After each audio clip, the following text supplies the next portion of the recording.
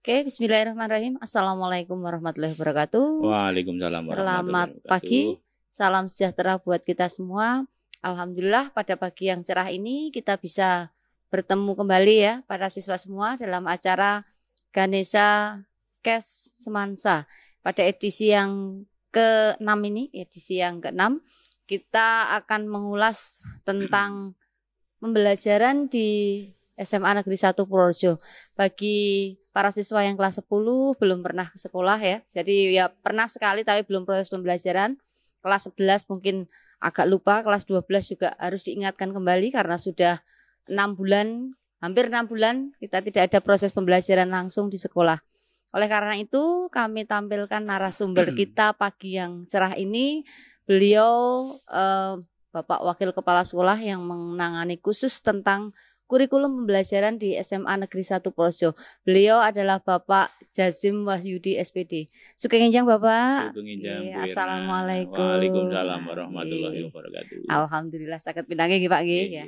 Karena Pak Jazim pakai budaya Jawa jadi ada sedikit Jawanya nggih Pak. Iya, monggo. Kok formal banget Indonesia. Paling tidak kita nguri-uri budaya Jawa. Leres, minimal Pak pakaiannya.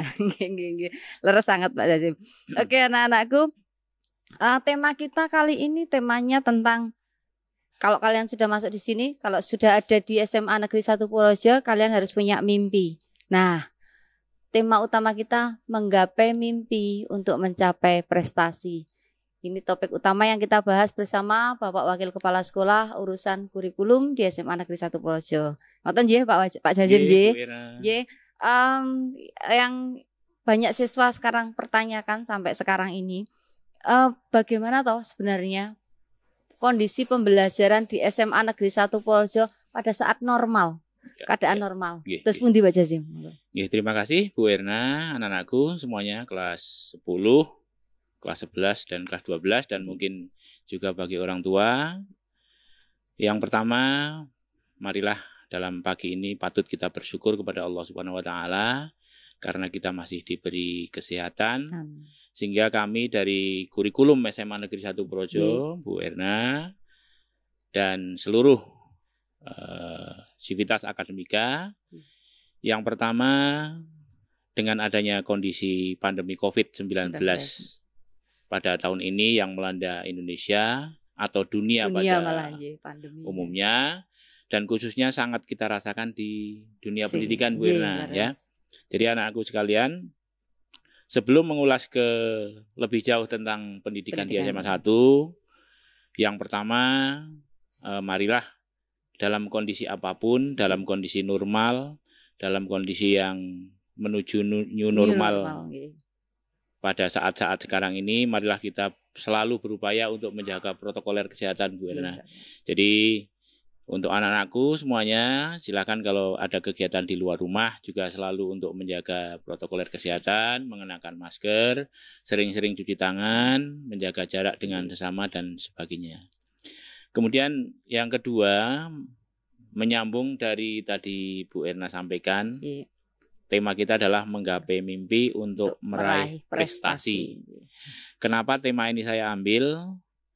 Karena budaya di SMA Negeri 1 Purworejo, Bu Erna, kita tidak tahu asal muasalnya. Yang jelas masyarakat sangat antusias untuk masuk ke SMA Negeri 1. Jadi merupakan suatu impian yang tentunya merupakan impian dari sebagian besar masyarakat utamanya yang sudah berada di SMA 1. Mimpi mereka minimal sudah masuk sebagian terwujud. Jadi untuk mencapai prestasi yang diharapkan, setelah mimpi itu kita dapatkan, kita realisasikan dengan berupaya untuk meraih prestasi. Bagaimana upayanya? Nah, ini yang dari tim kurikulum yang mungkin akan memberikan sedikit gambaran bagi utamanya untuk siswa kelas 10 dan mungkin juga orang tua dari siswa kelas 10. Bagaimana sebetulnya pembelajaran di SMA Negeri 1 Purworejo. Yang pertama, perlu kami sampaikan Bu Irna bahwa kita SMA Negeri 1 Purworejo itu sejak 2017-2018 kita melaksanakan sistem SKS. Jadi sistem SKS itu adalah suatu sistem yang dapat mewadahi anak-anak yang mempunyai kemampuan di atas rata-rata itu dimungkinkan lulus dalam 2 tahun. 2 tahun, 4 semester gitu. Ya, 4 semester. Mohon maaf, kalau semesternya tetap 6 Bu Erna. Semesternya tetap 6, di rapot tetap 6, tetapi waktunya 2 tahun. Jadi 1 semester 4 bulan ya Pak. Kalau dulu mungkin tidak jauh sistemnya dengan akselerasi mirip seperti itu. Tapi konsepnya berbeda. Kalau yang anak mempunyai kemampuan rata-rata itu tetap 3 tahun, dan bagi anak yang mempunyai kemampuan di bawah rata-rata itu dimungkinkan lulus dalam 4 tahun. Jadi secara normal itu sudah berjalan mulai 2017 sampai dengan sekarang. Pada awal-awal sampai dengan 2019 di Jawa Tengah hanya ada 27 sekolah. 27 sekolah. Kemudian pada awal tahun 2019-2020 itu tambah beberapa sekolah lagi, karena harapannya untuk tiap kabupaten tidak hanya satu sekolah. Gitu ya.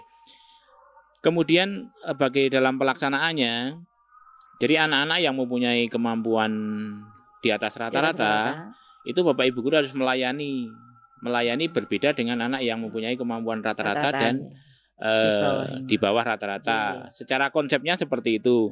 Jadi Bapak Ibu harus mempunyai trik bagaimana mengajar di dalam satu kelas itu ada 3 kelompok minimal. Kelompok anak di atas rata-rata, kemudian kelompok anak rata-rata dan di bawah rata-rata. Jadi itu memerlukan kreativitas dari masing-masing Bapak Ibu guru. Itu yang merupakan tantangan terbesar bagi sekolah penyelenggara SKS. Dan alhamdulillah pada tahun ini, pada tahun 2020-2021 itu ada prediksi 20 anak yang dimungkinkan lulus dalam 2 tahun. Berarti anak masuk tahun kemarin itu dimungkinkan lulus tahun 2021 ini. Jadi ada kisarannya 20 anak, sekitar 20 anak. Di awalnya ada sekitar hampir 30, tapi melalui seleksi dan sebagainya akhirnya sampai sekarang yang kelas 11 semester 4 itu ada 20 anak. Jadi itu ya. Jadi kondisi normal seperti itu. Lah berkaitan dengan pandemi yang sekarang kita alami, jelas tatap muka tidak boleh dilaksanakan. Kita menunggu petunjuk dari pemerintah yang kalau tidak salah edaran terakhir PJJ berakhir pada 30 September. Jadi kita mengikuti anjuran dari pemerintah, tetapi yang jelas merupakan kerja yang tidak ringan untuk mengubah dari konsep tatap muka menuju pembelajaran daring, utamanya untuk Bapak Ibu guru. Karena kalau tatap muka langsung, sebetulnya Bapak Ibu guru kan tidak hanya menyampaikan ilmu pengetahuannya saja, tapi utamanya adalah karakternya. Jadi karakter siswa kalau kita tatap muka kita bisa lihat, kita bisa amati langsung bagaimana anak kita, apakah ngantuan, apakah disiplin, apakah tanggung jawab, bagaimana komunikasinya, bagaimana toleransinya, kita tahu langsung. Tetapi dengan kondisi yang sekarang dengan PJJ ini, Bapak Ibu guru hanya bisa mengukur pengetahuannya saja. Itu pun masih tanda tanya, karena kita tidak tahu anak-anak kita, tapi kita berhusnuzon ya, kita berhusnuzon, berpositif thinking bahwa anak-anak kita insya Allah anak-anak yang disiplin, punya tanggung jawab, punya kemandirian dan sebagainya. Insya Allah karakternya karakter baik. Bagi yang kemungkinan 1-2 yang masih belum baik, ya kita upayakan melalui pemberian motivasi oleh wali kelas atau Bapak Ibu guru di dalam PJJ tersebut. Jadi kembali ke tadi Bu Erna, kalau tatap muka, yang pertama kita bisa memberikan ilmu pengetahuan, mentransfer ilmu pengetahuan dan melihat karakter anak-anak kita. Tapi kalau dalam kondisi PJJ seperti sekarang, kita tidak bisa melihat karakter anak kita. Pada saat Bu Erna mengajar, Bu Erna tidak bisa mengawasi langsung bagaimana siswa kita. Apakah dia benar-benar sudah siap, apakah setengah siap, apakah masih di kamar tidur dan sebagainya, kita tidak bisa tahu. Jadi gitu ya. Jadi mungkin itu beberapa kendala Bu Erna. Untuk penjadwalan Bu Erna, kalau yang tatap muka langsung mungkin tidak perlu dijelaskan ya. Jadi anak-anak yang kelas 10, 11 dan 12 pun saya yakin sudah paham. Kalau tatap muka mesti untuk SMA adalah 45 menit, kemudian berawal di 06.45 sampai dengan 15.30. Tetapi untuk pembelajaran jarak jauh sesuai dengan anjuran dari pemerintah, edaran dari pemerintah, kita tidak bisa full dalam rentang waktu tersebut.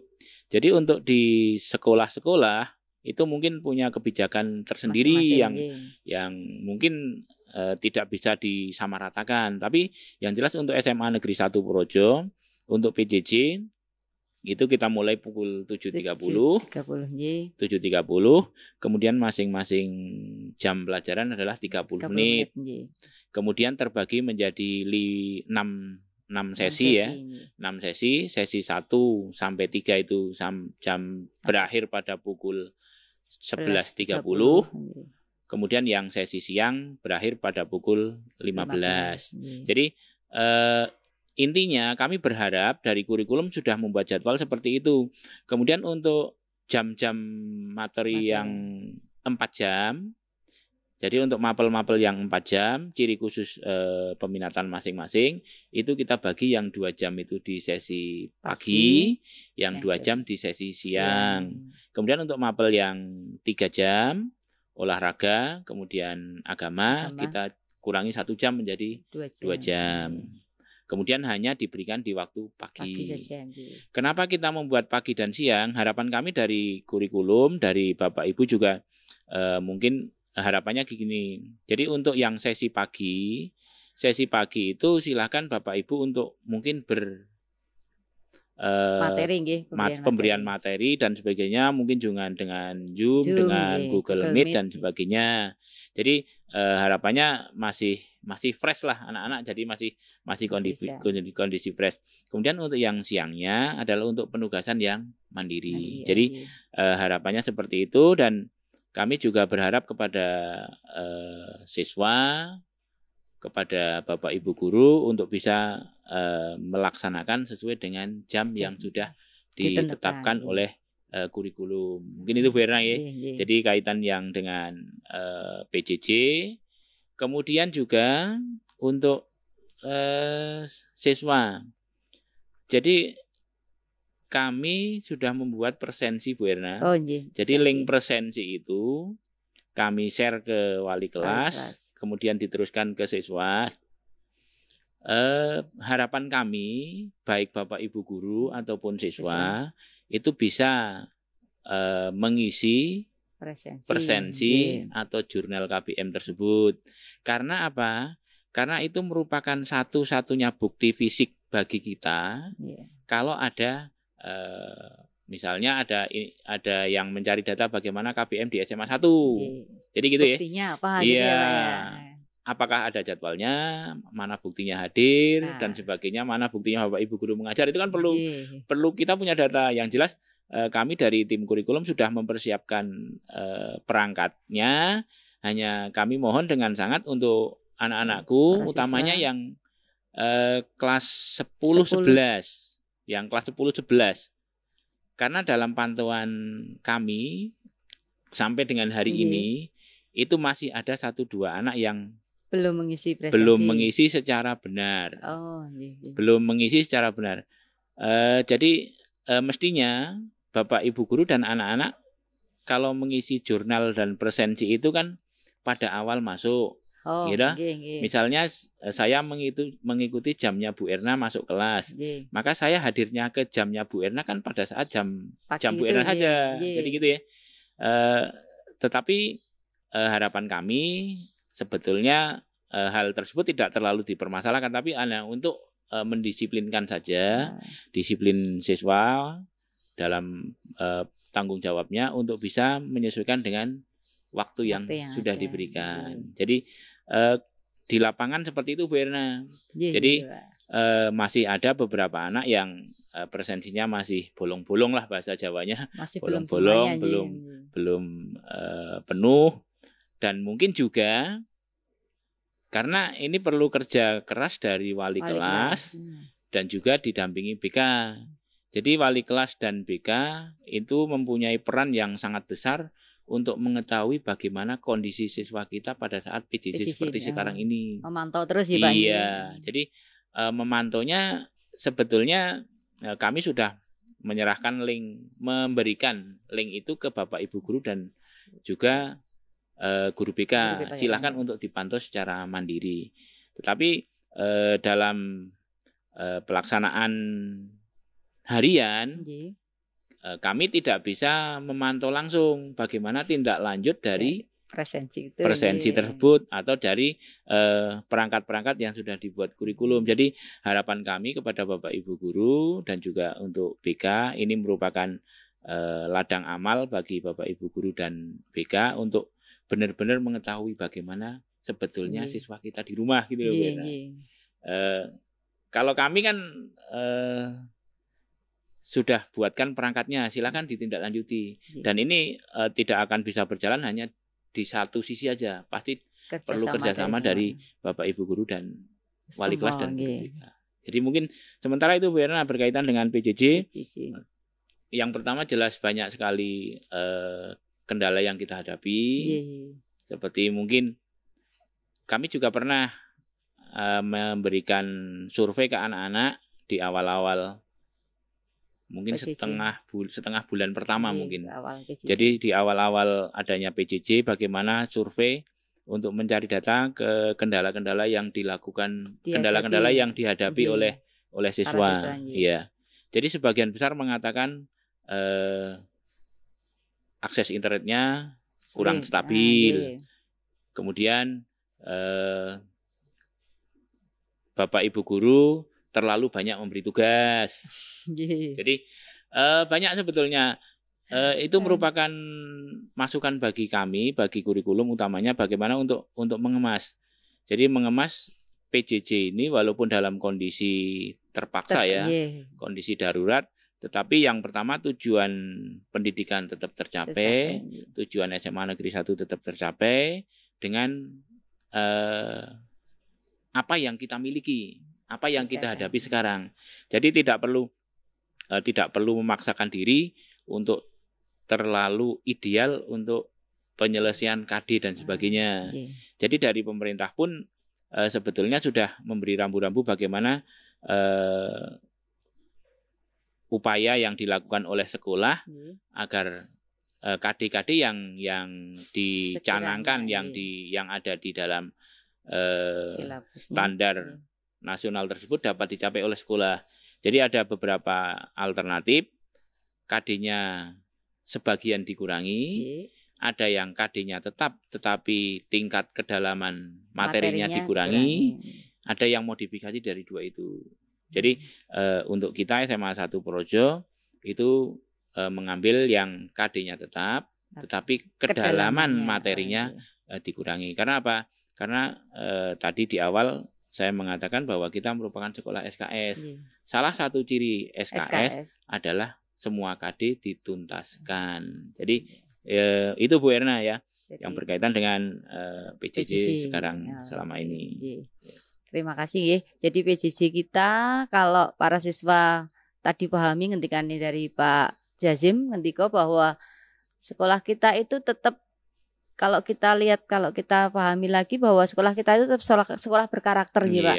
Jadi apapun keadaannya, keadaan PJJ pun seperti ini, tetap karakter ditanamkan. Betul, contohnya tentang presensi itu satu titik awal bahwa sekolah ini beda dengan yang lain. Kita tetap mengedepankan karakter siswa, kedisiplinan siswa tetap nomor satu.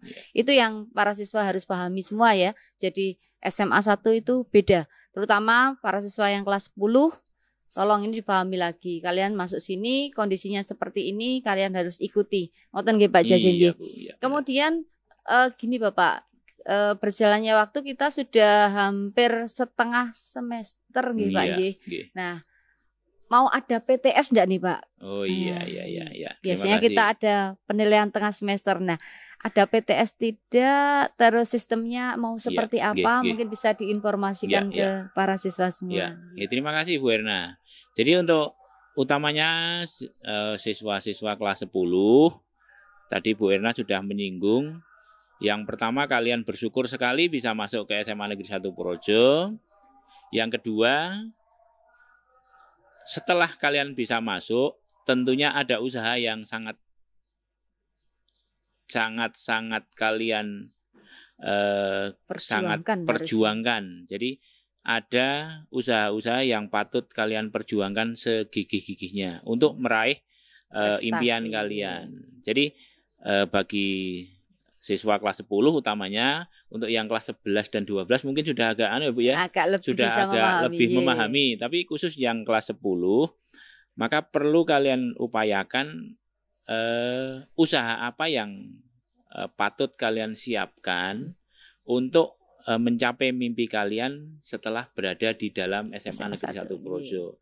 Karena saya sebetulnya agak setengahnya saya agak berprasangka kurang baik bagi siswa-siswa yang kelas 10. Jadi kalian yang bisa masuk ke SMA Negeri 1 Projo jangan cukup hanya berbangga diri. Ya. Saya bisa masuk SMA 1 Projo, saya bangga di masyarakat dan sebagainya. Saya bangga di SMP dan sebagainya. Tapi mulailah kalian mencoba kebanggaan kalian itu ditunjukkan dengan usaha-usaha yang lebih nyata lagi. Jadi yang lebih nyata lagi. Memang kendala kita Bu Erna di awal-awal kelas 10 masuk itu langsung tidak ada tatap muka. Nah, kalau tidak salah PLS hanya sehari. Tatap muka 1 hari. Ya, sehari aja itu cuma hanya 1 hari. Saya sudah menyiapkan berbagai tayangan untuk PLS hari kedua, ternyata tidak ada.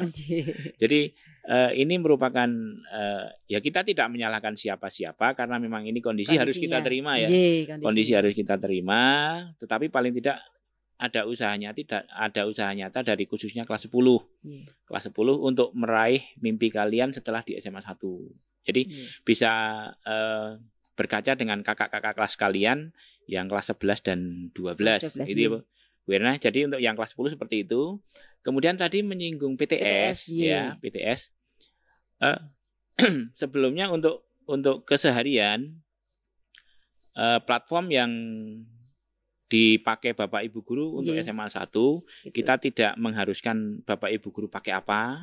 Tidak harus pakai Office 365, tidak harus pakai Kuiper, tidak harus pakai Genius, tidak harus pakai Google Form dan sebagainya.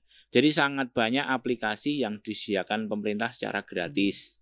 Maka silakan Bapak Ibu guru untuk mengemas PJJ itu. Yang pertama bisa menarik. Yang pertama menarik dulu Bu Erna. Karena kalau pertama sudah tidak menarik, anak tidak akan tertarik. Jadi itu tugas Bapak Ibu guru untuk mengemas KBM saya harus menarik. Silakan pakai apa yang menurut Bapak Ibu guru menarik dan menurut siswa juga menarik. Karena kalau sudah menarik itu akan diminati siswa. Insya Allah siswa dengan senang hati akan mengikuti pembelajaran tersebut, gitu ya. Jadi untuk keseharian kami tidak mengharuskan pakai platform apa. Jadi Bapak Ibu guru ada yang pakai seperti saya pakai Google Classroom, ada mungkin yang pakai 365, ada yang pakai Si Pintar. Saya tidak begitu hafal, tapi silahkan. Kemudian untuk PTS Bu Erna. PTS ini untuk seluruh siswa kelas 10, 11 dan 12. Itu jadwal PTS sudah beredar, beredar. Silakan untuk dicermati kalau tidak salah tanggal 14 ya. 14. Kemudian untuk hari ini Bapak. Kemudian untuk platformnya, untuk platform yang kita pakai itu kita sekolah sudah menyepakati pakai platform Fly Exam Browser. Jadi untuk kelas 11 dan kelas 12 saya yakin kalian sudah paham betul bagaimana platform Fly Exam Browser. Jadi untuk kelas 10, yang kelas 10 nanti kalian harus menginstal aplikasi Fly Exam, baik itu di Android ataupun yang menggunakan laptop di laptop silahkan. Tetapi bagi yang menggunakan Android itu dipotong pulsa 3.000, Rp3.000 dipakai selama kalian menggunakan Fly Exam.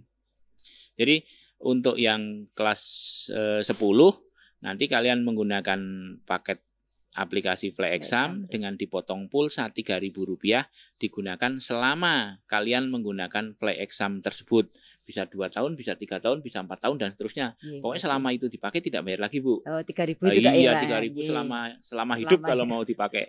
Jadi silakan seperti itu. Jadi itu ya, mohon kelas 10 semuanya nanti disiapkan di Android kalian instalan Play Exam Browser.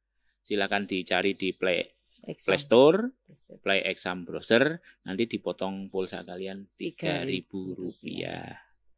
Okay. Kemudian itu juga akan kita pakai pada platform pada PAS. Oh, iya. Dalam gambaran kami, mudah-mudahan pandemi sudah berakhir. Jadi PAS, ya. pandemi mudah-mudahan mudah-mudahan sudah berakhir dan sudah tatap muka penuh. Tapi sebetulnya pakai tatap muka penuh pun pakai Play Exam tidak masalah, karena di tiap-tiap ruang kita sudah diperkuat dengan WiFi. Jadi sudah siap. Jadi lebih praktis lagi. Ya. Gitu, itu Bu Erna. Tidak usah pakai kertas juga. Iya, kita penghematan kertas karena sekolah kita kan Adiwiyata Mandiri, sekolah Adiwiyata, sekolah berintegritas, sekolah rujukan. Banyak jadi sekali. banyak predikat, Bu. Predikat ya, itu di predikat sekolah kita itu cukup banyak, sehingga apapun yang kita lakukan diusahakan untuk mendekati predikat tersebut. Kayak kita misalnya besok pasnya kita menggunakan Play Exam pun juga malah kita lebih nyaman. Oke, untuk anak-anak yang kelas 10 tolong segera nanti kalian cari Play Exam Browser. Yang selanjutnya gini Bapak, kalau para siswa itu ada di SMA 1, yang namanya SMA itu kan mindsetnya sudah saya harus kuliah, saya harus melanjutkan, ngoten nggih Pak nggih. Kalau yang dari SMK mungkin oke, kita mau kerja nggih, tapi kalau SMA rata-rata SMA itu mindsetnya sudah saya bisa harus meneruskan kemana. Nah, berhubungan dengan penelusuran siswa untuk yang tahun ini bagaimana Pak? Alumni yang tahun ini bagaimana perkembangannya masa-masa pandemi kemarin, kita ujiannya juga keadaannya seperti PJJ, itu ya, PJJ online juga. Kemudian untuk UTBK-nya juga sama seperti itu. Jadi penelusuran untuk alumni tahun ini, untuk lulusan COVID ini bagaimana Bapak? Ya, terima kasih Bu Erna. Ini berkaitan dengan alumni, saya tidak berani ngawang Bu Erna. Saya harus pegang data Bu Erna. Jadi gini ya. Jadi untuk yang kelas 12, ini ada sedikit perubahan Bu Erna. Kalau yang kemarin UNBK, UNBK kan masih ada yang kemarin ya. Jadi untuk para siswa kelas 10, 11, 12, utamanya adalah yang kelas 12. Jadi tahun 2021 tahun ajaran ini ya, itu dipastikan tidak ada UNBK, tetapi sudah disiapkan oleh kementerian namanya AKM Bu Erna. Jadi AKM itu adalah asesmen kompetensi minimal. Jadi kita untuk Bapak Ibu guru pernah mencoba melihat pola soalnya. Jadi AKM itu adalah polanya tidak berbasis seperti matematika, fisika, kimia dan sebagainya Bu Erna. Jadi dalam satu kasus ya mungkin ada matematikanya, ada bahasa Indonesianya dan sebagainya. Kompleks kasusnya. Jadi silakan untuk yang kelas 12, silakan untuk mencari di Google bagaimana pola-pola soal AKM. Dan itu menurut beberapa siswa yang saya tanya itu malah lebih sulit daripada UNBK.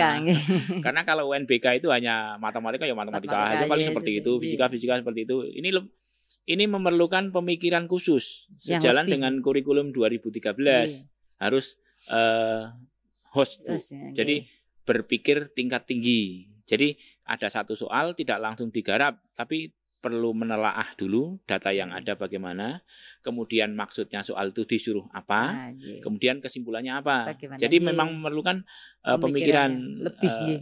Kalau di kurikulum 2013 dikatakan menyongsong abad 21, memang sangat diperlukan itu.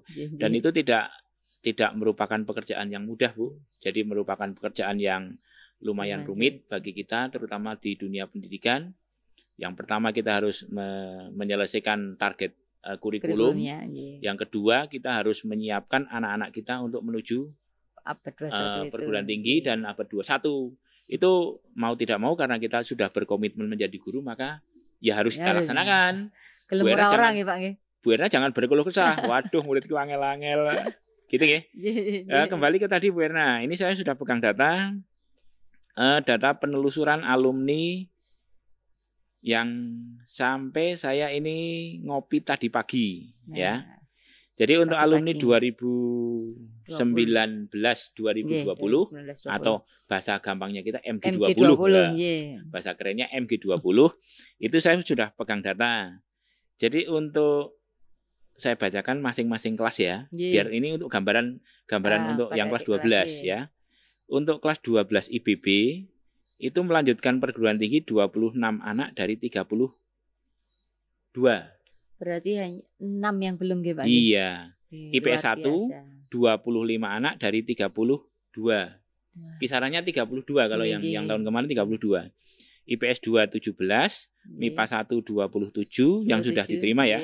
MIPA 2 24, MIPA 3 16. MIPA 4 23, MIPA 5 27, MIPA 6 18, MIPA 7 21 dan MIPA 8 21. Jadi total ada 245. Itu kalau kita lihat penyebaran per kelas. Jadi penyebaran per kelas masih lumayan sangat bagus karena lebih di atas 20. Hampir semuanya lebih dari 20 anak per siswanya. Berarti kan hampir dari 75% sudah sekitar itu. Kemudian untuk programnya untuk yang masuk senam PTN, ini data ini kami dapatkan dari laporan siswa. Jadi mungkin ada 1-2 siswa yang belum laporan ya berarti belum masuk di sini. Ya. Jadi untuk yang senam PTN itu ada 62 siswa. SBMPTN ada 93 siswa. Kemudian mandirinya ada 71 siswa. PMDK-nya atau mungkin istilahnya ada yang sejenis PMDK ya. Tanpa ujian tulis ada 10 siswa, PPKB ada 3, lain-lain ada 6. Jadi itu jalurnya, karena jalur yang dipakai untuk masuk kan banyak sekali Bu Erna. Ada senam PTN, ada SBMPTN, ada ujian mandiri, masing-masing punya istilah, ada utul, ada simak, ada saya enggak hafal karena banyak sekali.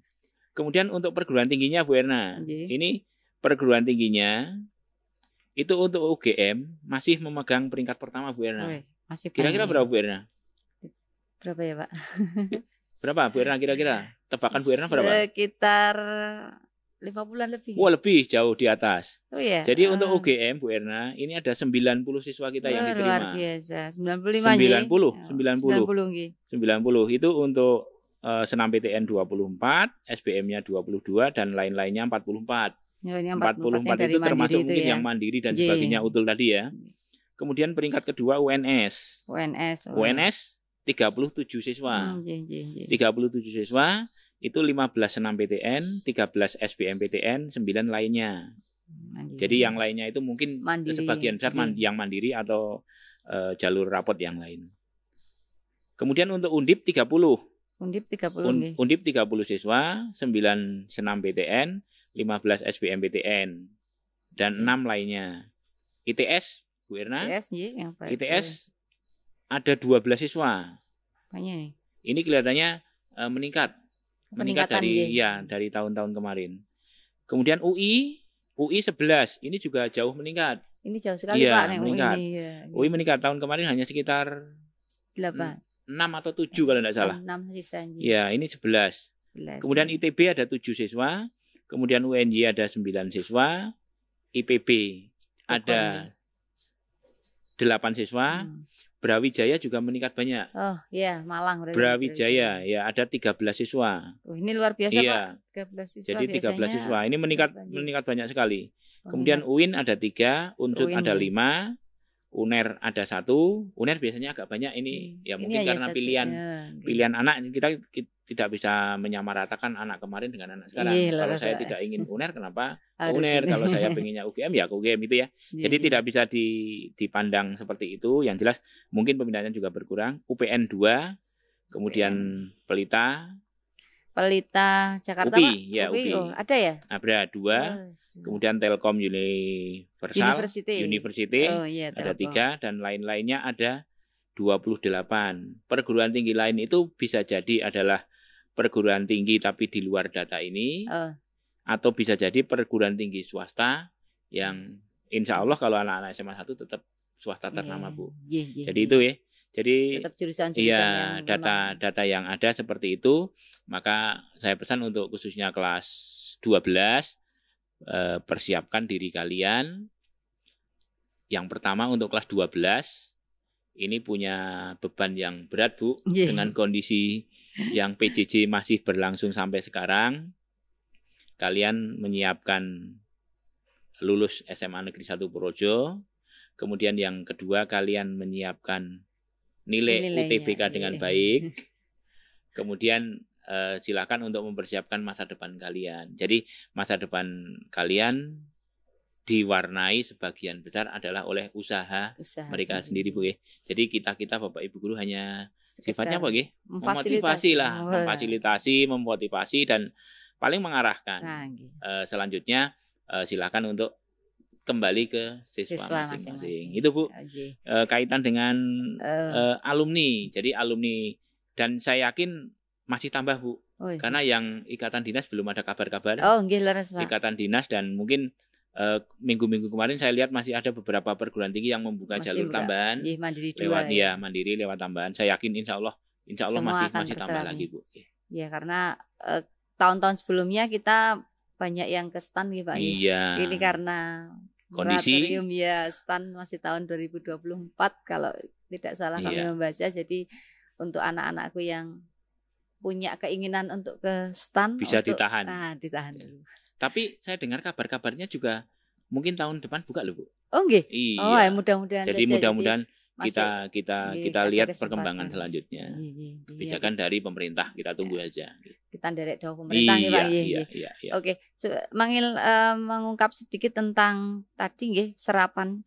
Itu ada jalur SNPTN. Nah, ini Pak yang saya tanyakan. Banyak siswa yang bertanya, SNPTN tuh piye to, Bu Jane? Nah, ada anak kelas 12 kok katanya kuotanya dikurangi, kok katanya ini sejatinya seperti apa Pak? Biar anak-anak kelas 12 itu paham senam PTN itu tadi.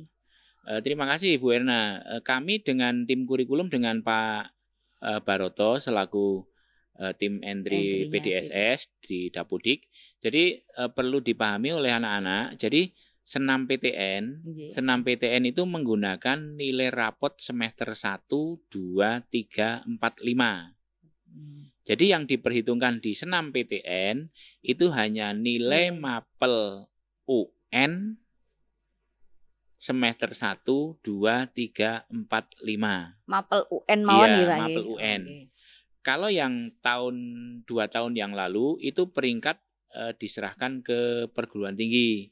Yang penting kita entry nilai semester 1, 2, 3, 4 ke lamannya PDSS, semuanya peringkat dan diterima tidaknya semuanya yang mengolah panitia senam PTN. Tetapi mulai tahun kemarin, tadi yang tahun 2020 kemarin, itu peringkat diserahkan ke sekolah, Bu. Berarti sekolah bikin peringkat. Sekolah yang membuat peringkat. Kebetulan kami di tim kurikulum dengan tim PDSS, Pak Baroto dan teman-teman itu membuat aturan peringkatnya. Jadi yang kita masukkan murni adalah nilai UN.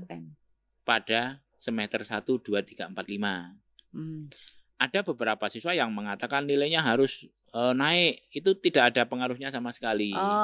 Jadi untuk para siswa yang kebetulan semester 1 nilainya bagus, semester 2 kok turun, tidak usah khawatir. Jadi semester 3-nya harus dinaikkan. Tetapi yang jelas upayakan kalau standar normal itu biasanya naik turun tidak akan jauh, Bu. Jadi kalau misalnya kemarin nilainya 90, maka semester besok saya yakin tidak akan 75, Bu. Jadi mesti 90 ya paling 86, 87 itu. Jadi naik turunnya pasti tidak akan jauh, gitu ya. Kemudian yang persentase, Bu, tadi Bu Erna mengatakan kok jumlahnya menurun. Itu gimana? Jadi perlu dipahami anak-anak. Nanti kalian bisa browsing sendiri di webnya Senam PTN. Jadi aturannya itu untuk yang sekolah berakreditasi A itu memang hanya dijatah 40% dari siswa per peminatan. Jadi kalau MIPA berarti 40% dari anak MIPA. Kemudian kalau IPS ya berarti 40% dari anak IPS. Sebetulnya yang sangat diuntungkan IPB karena IPB-nya itu hanya jumlahnya kita sedikit. Maka di data kami tadi anak IPB persentase masuk perguruan tingginya lebih tinggi karena itu. Jadi persaingan di lokal kita rendah. Kemudian di luar dimasuk perguruan tingginya pun juga rendah karena tidak semua sekolah punya membuka jurusan IPB. Jadi itu Bu Erna, jadi bukan kok berkurang karena apa? Karena memang jatah dari aturan panitia senam PTN itu hanya dijatah 40%. Kalau dulu pernah 75%. Kita dapat jatah itu. Kita dapat jatah 75%. Untuk bisa mendaftar kan, Pak? Untuk bisa mendaftar. Belum tentu ketemu. Iya, belum. Kemudian turun 50%. Ini turun lagi 40%. Nah, setelah kalian punya akses untuk bisa mendaftar masuk ke 40%, itu tergantung pilihan masing-masing perguruan tinggi. Jadi setelah para siswa bisa masuk di kuota senam PTN, kemudian kalian memilih perguruan tinggi, kalian memilih jurusan, itu sudah sama sekali tidak ada kaitan dengan sekolah. Itu murni perguruan tinggi masing-masing yang menentukan. Si A diterima, si B tidak, si C diterima dan sebagainya. Jadi seperti itu Bu Erna. Jadi kronologisnya seperti itu. Kita tidak bisa ngebiah uyah tahun kemarin seperti ini kok tahun sekarang seperti ini dan sebagainya, tidak bisa. Jadi sudah ada aturannya, ada relnya masing-masing. Gitu. Terus gini Bapak, kemarin pernah ada yang mengatakan kalau siswa kita ikut senam PTN, terus tidak dimasuki karena ada yang lain menawarkan diterima di tempat lain, itu ngefek dengan sekolah apa tidak, Nji? Itu yang kepastiannya bagaimana? Dari data-data tahun sebelumnya, kita pernah dan mungkin hampir semua sekolah Bu Erna dapat surat teguran, surat teguran yang intinya sangat menyayangkan anak-anak yang sudah diterima di senam PTN. Bahasanya melarikan diri, Bu. Jadi bahasanya memilih ke tempat yang lain, tetapi setelah diterima senam PTN. Maka mulai kemarin Bu Erna, mulai kemarin anak-anak yang sudah ikut senam PTN, maka user mereka dikunci. Maka dia tidak mungkin bisa ikut SBMPTN. Jadi kalau jadi sebelum pendataan awal senam PTN, siswa harus punya akun. Nah, satu siswa satu akun. Akun itu dipakai pada saat pendaftaran senam PTN, SBMPTN, tapi di luar kedinasan ya. Kalau kedinasan karena lain kebijakan. Jadi paling tidak yang jelas nyata itu antara senam PTN dan SBM. Anak-anak yang sudah diterima senam PTN maka pasti SBMPTN tidak bisa daftar. Pasti akunnya sudah di-lock. Jadi ini lebih aman. Kalau yang kemarin kan masih apalagi waktunya yang tidak bersamaan ya. Masih bisa milih-milih, nanti kira-kira menguntungkan ini milih yang belakang. Maka sangat kasihan sekali yang ditinggalkan. Maka harapannya sudah diberikan kuota di senam PTN. Ya berarti kami dengan Pak Baroto terutama yang sering masuk kelas Bu, wanti-wanti sekali. Kalau milih jurusan senam PTN benar-benar jurusan yang diminati, jangan coba-coba. Jadi anak-anakku nanti kalau ada pendataan senam PTN, ya silakan. Kalau memang kuota senam PTN bisa kalian raih, tetapi kalian kok tidak menginginkan masuk, ya tidak usah dimasuki, biar digunakan teman kalian. Jadi kalau kalian memilih jurusan senam PTN, memilih untuk masuk dengan senam PTN, maka konsekuensinya kalau diterima harus diangkati. Tidak boleh coba-coba ya? Tidak boleh coba-coba. Jadi yang tadi ada efeknya bagi adik kelas apa atau tidak, secara nyata kita belum tahu Bu. Tapi sebaiknya kalau sudah ada aturan seperti itu ya mestinya kita jalankan. Jadi kita tidak usah berpikir nanti efeknya ke adik-adiknya. Jadi aturannya seperti itu ya jalankan aja. Mungkin itu Bu. Ya.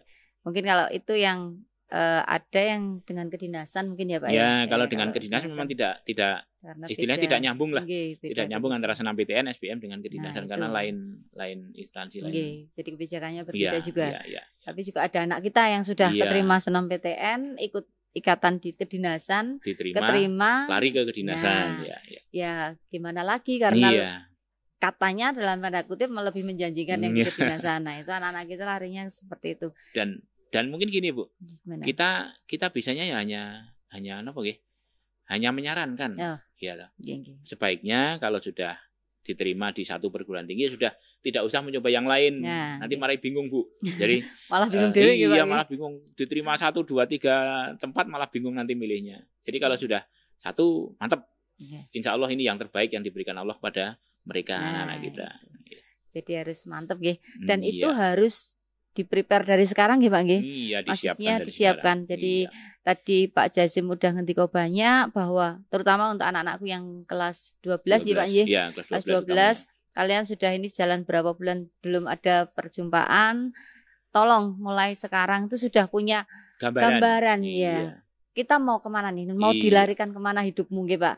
Karena Bapak Ibu guru di sini, Pak Jazim juga tidak bisa menentukan kalian harus kemana, tapi yang menentukan diri mereka sendiri, Pak. Jadi masa depanmu ya di tanganmu, bukan di tangan orang lain. Jadi kayak Pak Jazim juga maringi gambaran saja, ya Pak. Keputusan tetap akhir di tangan siswa semua. Iseng-iseng saya pernah tanya ke anak kelas 12 Bu. Jadi gimana, Mbak, Mas, kamu mau kemana? Bingung Pak. Nah itu. Saya yakin Bu Erna bisa cek apa yang saya katakan. Silakan Ibu masuk ke beberapa kelas atau beberapa anak kelas 12. Cita-citamu sebetulnya apa toh Mas? Apa toh Mbak? Nanti kan masih bingung. Nah, ini yang perlu kita berikan gambaran ke anak-anak. Kalau tapi yang jelas misalnya kedokteran ya jelas jadi dokter. Jadi guru. Tapi yang lain jurusan-jurusan lain kan banyak sekali kemungkinannya. Jadi itu yang mungkin sedikit banyak juga. Yang pertama siswa bisa mencari browsing secara mandiri, mungkin bisa tanya ke orang tua, tanya ke kakak yang lebih berpengalaman. Kalau saya masuk ke pertanian, apakah nanti besok itu saya hanya ngurusi sawah? Nah, itu kan bayangan anak-anak masih ngambang loh Bu. Jadi perlu kita berikan gambaran seperti itu. Di antaranya seperti itu. Leres sangat Pak. Jadi tadi sudah banyak dingerti Pak Jazim ya. Intinya sekali lagi anak-anakku yang kelas 12 tolong kalau besok PJJ sudah berakhir kita ketemu di sekolah, ketemu dengan Pak Jazim ditanya mau kemana sudah tidak ada kata bingung. Sudah ada pasti ya. Saya mau dokter Pak, saya mau guru Pak. Ya itulah. Kalau kita sudah mantep insya Allah Pak diusahakan. Tapi itu tadi Bu, mantep disertai dengan usaha maksimal dan doa. Itu kunci juga.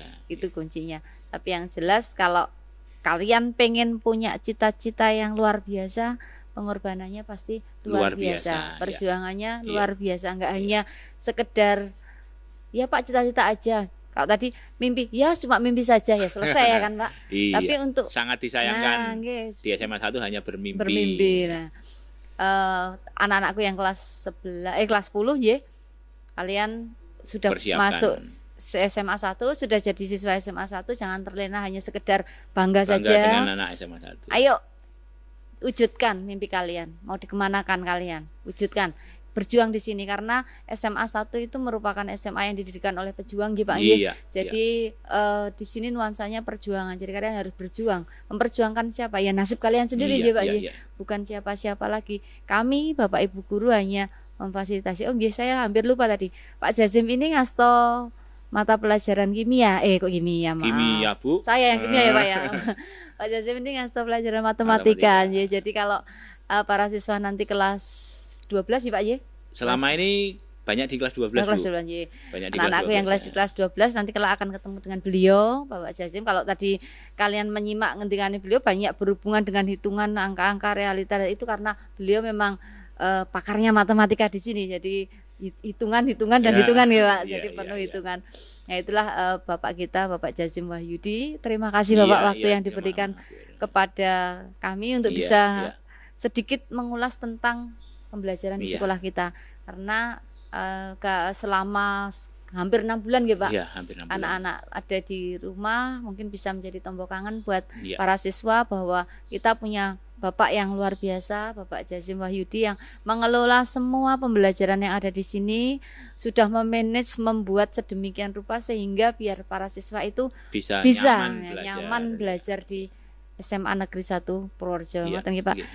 Sebelum diakhiri satu kata buat SMA 1 apa Pak? Sebelumnya penekanan utamanya untuk kelas 10, 11 dan 12 Bu Iya, Erna iya.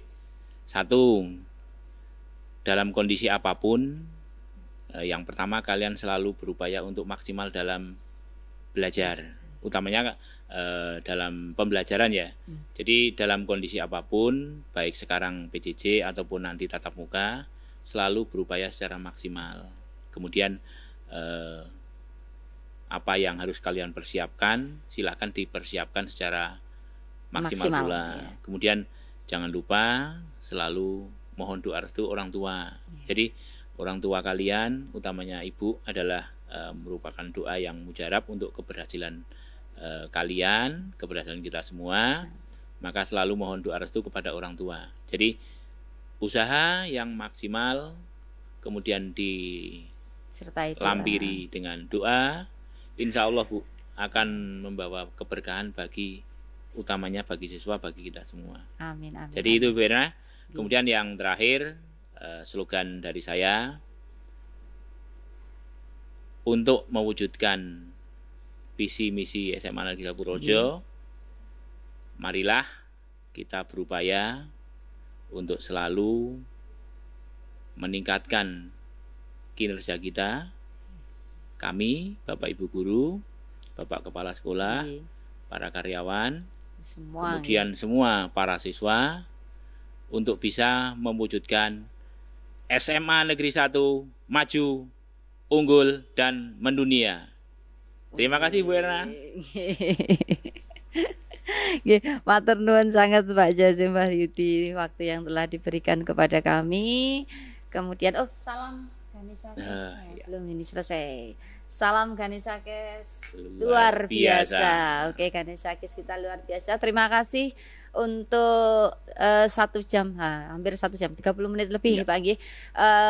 Acara ini terselenggara karena kerjasama kami dengan GLC Ganesha Lions Club. Di sini ada Mas Adon dari IPA 7, ada Mas Hermano dari IPA 1, dan ada Mas Grafika dari IBB Bapak. Itu ada mereka, dan yang pasti 12 Bu. 12. Oh, sekarang 12 nggih Pak. 12 ya, semua. berarti 12. Lupa saya sudah kelas 12 ya lah.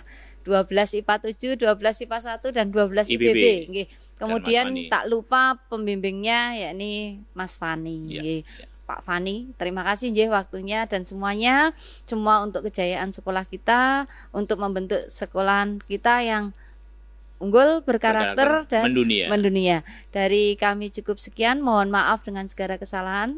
Wabillahi taufiq wal hidayah. Assalamualaikum warahmatullahi wabarakatuh. Waalaikumsalam warahmatullahi wabarakatuh. Terima kasih.